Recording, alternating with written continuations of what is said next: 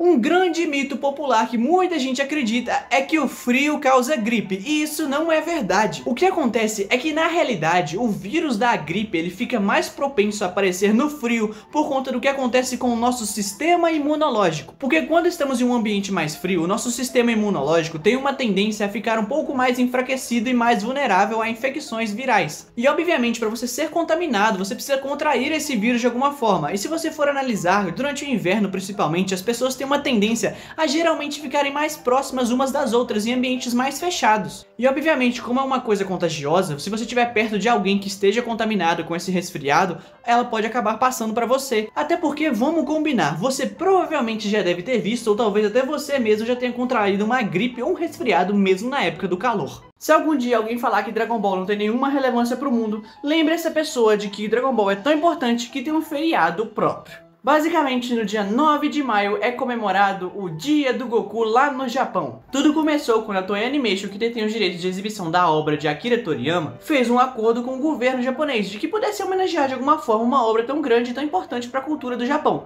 Foi aí que 9 de maio foi escolhido como o Dia do Goku. E o dia 9 de maio foi escolhido especificamente por conta de um trocadilho relacionado ao nome do personagem, em que o número 5 se pronuncia Gyo em japonês e o número 9 se pronuncia Kyu. Ou seja, como eles escrevem lá o mês primeiro e depois o dia do mês, então seria 5/9, então ficou 9 de maio, o dia do Goku. Um outro ponto muito interessante para você ter noção da importância do Goku para os japoneses foi que na Olimpíada de Tóquio, que teve alguns anos atrás, o Goku foi escolhido como um dos embaixadores das Olimpíadas. Vendo essa foto, você vai achar que isso aqui é só um simples melão, mas na realidade esse melão chamado melão Yubari, ou especificamente melão Yubari King, é simplesmente a fruta mais cara que existe no mundo. Só para você ter uma noção, esses melões são vendidos anualmente através de leilões e um par deles pode chegar a custar $30.000. E ele é cultivado de uma forma muito específica, muito rigorosa e num lugar muito específico ali anualmente. Porém, estima-se que apenas 200 melões Yubari são produzidos por ano. Fora que às vezes desses 200, muitos acabam desaparecendo ali das plantações porque existe todo um mercado negro de frutas raras.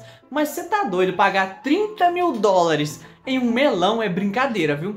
Muita gente não sabe, mas os corvos são aves que conseguem falar. É muito comum que geralmente a gente veja papagaios, louros, maritacas imitando a voz do ser humano. Porém, os corvos eles têm um nível acima, porque além de imitar a voz do ser humano, eles conseguem imitar também o tom que a pessoa está falando. E além disso, eles são tão inteligentes e tão sinistros que eles também conseguem imitar não só a fala, mas os sons da natureza. Então, além de imitar a fala humana, eles conseguem imitar sons que eles escutam por aí na mesma tonalidade. Além disso, imitam os predadores da natureza. Ou seja, às vezes eles enganam outros animais para eles não serem pegos e também para poder conseguir a presa que eles queriam, e isso torna um dos animais mais enganadores e além disso mais inteligentes que existem na natureza, ao ponto de às vezes eles seriam até mais inteligentes do que muitos seres humanos por aí, né? E agora eu só respeito cada vez mais o Pica-Pau, que conseguiu enganar um corvo por conta de uma pipoca coberta de manteiga. Durante a missão espacial da nave Apollo 15 em 1971, um astronauta chamado David Scott resolveu fazer um experimento utilizando um martelo e uma pena. De forma muito básica, ele queria fazer um experimento que comprovasse a tese de Galileu Galilei. E de forma muito básica, a teoria de Galileu afirma que se soltarmos dois objetos de algum lugar alto sem a resistência do ar, ambos cairão ao mesmo tempo no chão, independentemente da sua massa. E obviamente a Lua seria o lugar mais perfeito para poder testar isso. Então ele resolveu levar um martelo e uma pena de falcão e soltou os dois ao mesmo tempo e registrou isso em câmeras. E ele conseguiu comprovar que sim, isso realmente é verdade e acontece. E como uma forma de homenagear esse experimento, ele deixou tanto o martelo quanto a pena lá na Lua. Mas e aí, se você fosse para a Lua, o que você gostaria de testar? Você muito provavelmente não sabia que o seu corpo brilha. E por mais louco que isso pareça, isso sim é verdade. O corpo humano possui uma bioluminescência natural. E esse brilho natural é gerado a partir dos radicais livres, que são gerados a partir de reações químicas que existem no nosso corpo.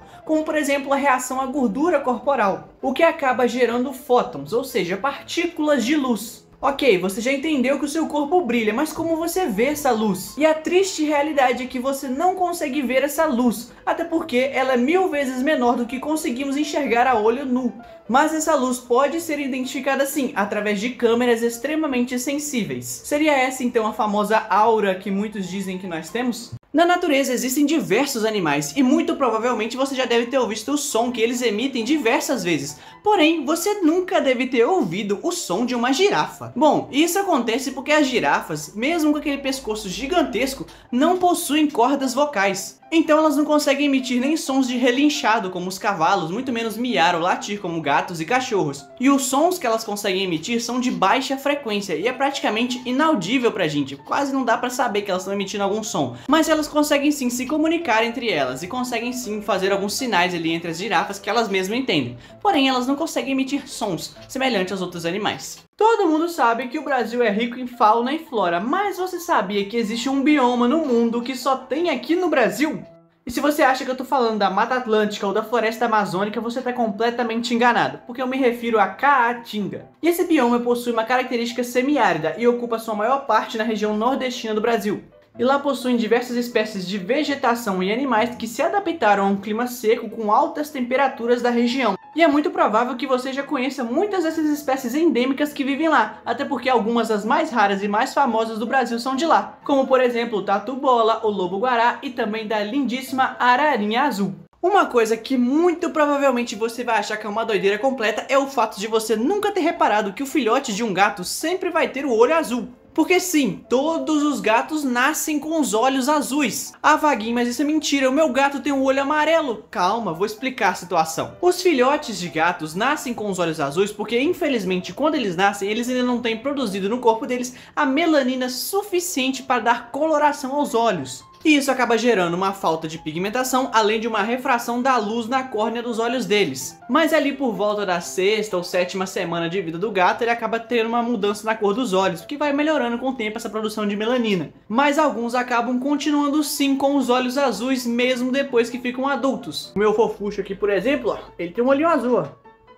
Olha como é que ele é lindo, lindaço, olha. Pô, agora eu tô cheio de pelo, velho. Pô, você está soltando pelo, hein? Um termo muito comum para uma pessoa que foi traída em um relacionamento é ser chamada de corno ou de chifrudo, varia de como você quer. Mas afinal de contas, como é que começou essa história de chamar de corno aquela pessoa que foi traída? Obviamente existem diversas versões de diversas culturas ao longo da história, porém estima-se que lá na Grécia Antiga, lá pelo século II, já existia um termo específico lá pelos gregos para os homens que foram traídos. Mas o termo corno mesmo, relacionado ao boi, começou a ser relacionado lá em Portugal, em que no interior de uma cidade lá, eles tinham o costume de fazer em um feriado religioso uma procissão dos homens que foram traídos por suas mulheres ali naquele ano. E meio que durante essa procissão os padres abençoavam eles ali. Só que um tempo depois a igreja meio que parou de fazer isso ali naquela cidade e acabou a tradição. Porém esses homens quiseram continuar com elas por conta própria mesmo, e faziam essa procissão mesmo sem fim religioso. Até que um dia, em um dos seus eventos, um boi entrou ali e aparentemente ele teria se curvado a uma coroa. Então eles pegaram isso como se fosse um símbolo ali deles e usaram esse animal como simbologia para aquilo que eles estavam fazendo ali. Obviamente o tempo foi se passando e nós já estamos nos tempos mais atuais e hoje em dia você tem muito mais uma relação ao chifre do que propriamente ao animal em si. Mas pra quem não sabe, o termo corno mesmo, ele literalmente significa chifre. Ele é meio que um tipo de chifre que algumas espécies têm. O chifre mesmo é um tipo que é trocado anualmente, mas o corno é um tipo de chifre que alguns animais têm que eles são permanentes, eles não são trocados anualmente. Fica aí a curiosidade extra também. E esse vídeo aqui, obviamente, é uma homenagem a alguns amigos meus muito queridos aí, viu?